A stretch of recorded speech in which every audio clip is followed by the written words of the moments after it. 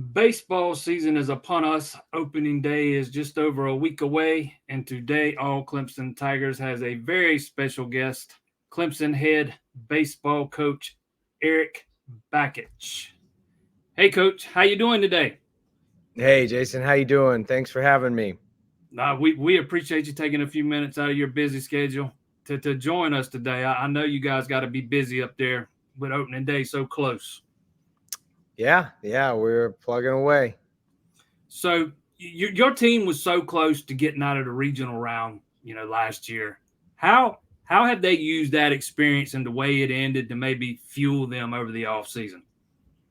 It just left a very bitter taste in their mouth. So that, I didn't really have to say much. They came into the fall very humble, but also very hungry, and just fueled a success that we saw in a lot of areas of fall ball that aren't necessarily measured, with a scoreboard, but just the way they attack their academics, community service, just our training on a daily basis. This isn't a group that you have to coach attitude or effort with. They're just very driven, and it just looked like a team that was on a mission to put in the work and do what it takes in order to earn the opportunity to get hot at the end, because that is something that definitely has to be earned. Just doesn't happen. And so this group just felt like they had a high level of belief in doing all the little things, um, to be that team that has a chance to be the last team standing. So they're a fun bunch to be around. I enjoy them a lot. They're about all the right things. We've got a lot of depth, and I'm excited to watch them compete. Here, not only today but every day.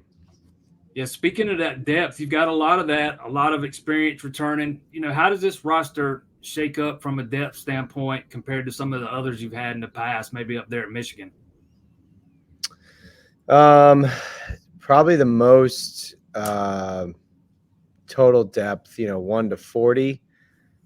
Some of those Michigan teams, our 2019 rotation were 3 second rounders Friday, Saturday, Sunday. So I guess that's TBD. But I do think we have a lot of very talented players, and sometimes it's not always that superstar.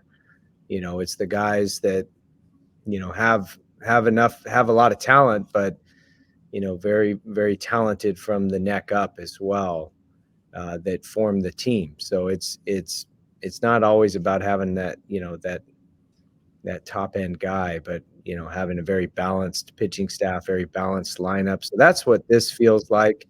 I do think we have some guys who have a chance to kind of be that high draft pick or that superstar, quote unquote superstar, but it feels much more balanced than that, where 1 through 9 the lineup is good, and every pitcher that's going to go into the game is, there's no one that's going into the game that's a liability.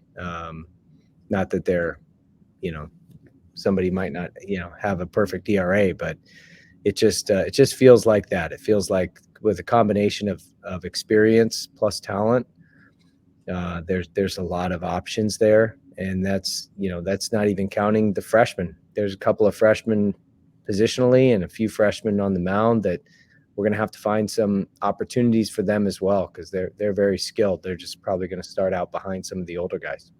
That was the next thing I was going to ask you about, some of the freshmen that have stood out so far in the preseason.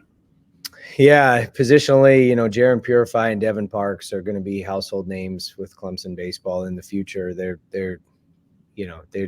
are dynamic and explosive, and have that ability to. We're gonna, that might happen sooner rather than later. And then you got a few freshman arms that look like future weekend starters with Aiden Canuck, Drew Titsworth, Justin Legurnick. Then you got some guys that are going to also contribute this year, left-handers like Jacob McGovern, that just, that are going to form a nucleus of a pitching staff in the future that's going to be, poised to be good for a long time. You have a lot of pitchers in that rotation that started games for you last year or have started games elsewhere. How is your rotation shaping up as we get closer to opening day? Oh, good question. So we've got, kind of we're looking at 6 or so guys right now that are kind of in the mix to be the weekend starters opening weekend, with Austin Gordon and Tristan Smith and Billy Barlow, Joe Allen, Matt Marshall, um, someone else I'm forgetting. But it's going to be tough. It's going to be really tough. You got guys that are all deserving, and figuring out how we're going to, kind of manage that rotation. It may be one of those years where we don't have to necessarily rely on a starter to go 6 or 7 innings. We can use a couple of guys to get to the 7th inning, and then we feel so good about our back end. I mean, that may be where we're deepest, is guys with proven experience in high leverage situations at the back of a game. With Nick Clayton and Rob Hughes and Reed Garris from last year's team that all pitched in high leverage situations, to transfer Lucas Malstad, who came in with Matt Marshall from Wofford. They had a coaching change, so we were able to get those 2 guys over here. So, yeah, I mean, and that's not even counting a lot of the freshmen that I already mentioned, and guys like Rocco Reed and plenty of others that are all vying for innings and competing for innings on this pitching staff. Yeah, it looks like you're going to have more options in the bullpen, compared to what you had a year ago. Who are some of the guys competing to maybe fill that closer's role now that Ryan Ammons has moved on? Those 4 guys I just mentioned, Nick Clayton, Reed Garris, Rob Hughes, and Lucas Malstad. Those guys have all pitched in high leverage or closer type situations in the past. Those guys were thrust into that role last year when Ammo was hurt for a while, and they did very well. All of their numbers are very good. So gives us a lot of cautious optimism going into this year that between those 4 guys and others, that we'll be able to maybe shorten the game a little bit and not be so reliant on a starter that has to go 7 innings, or so reliant on one guy who's got to pitch 2-3 innings in relief. So you make no bones about it. You set the expectation every year. You want to get to Omaha. What has to happen in order for you guys to make that deep of a run? To kind of get over that regional drought this program's experienced since 2010. Yeah, I mean, Clemson baseball should be a team that expects to go to Omaha. There's a handful of schools out there that should say that as well. But 12 trips to Omaha, including 6 from the Coach Leggett era from 1995 to 2010, to make 6 trips in that span. There's an expectation among fans and college baseball enthusiasts that that's Clemson baseball in the modern era. And so to have a 13-year drought of going to Omaha, that's just too long for a program like this, because nobody's lowered the standards. No one's lowered the expectations. That just the expectations haven't been met. And we've been to some regionals in that time, but in order to get out of it, you just got to get hot at the right time. I mean, nobody was hotter in college baseball than Clemson baseball last year going into the regionals. But it just goes to show you that in regional format, anything can happen, because it's the most unpredictable tournament of the year. You don't know, what the teams are, but you don't know if you're playing who you're playing, because it's based on the winner of the other or the loser of the other game. You could have, you could have rain. Times could be adjusted. I mean, it's a lot of, it's not like you're going into a weekend series and you're planning out the time schedule and your opponent. It's just not like that.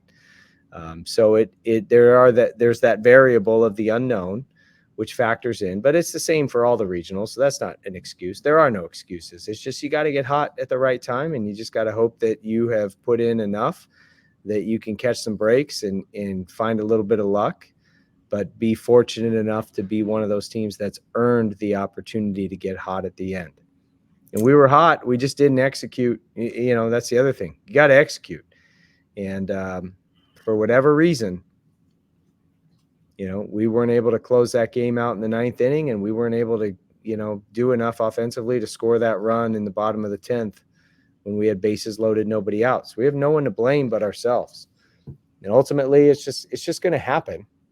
I mean, it's just going to happen. We're just going to get over the hump. The program's going to get back to Omaha, and, you know, and then that'll set off a tidal wave of, you know, this program, kind of like how it was with Coach Leggett when he went 6 times in those first, 15, 16 years.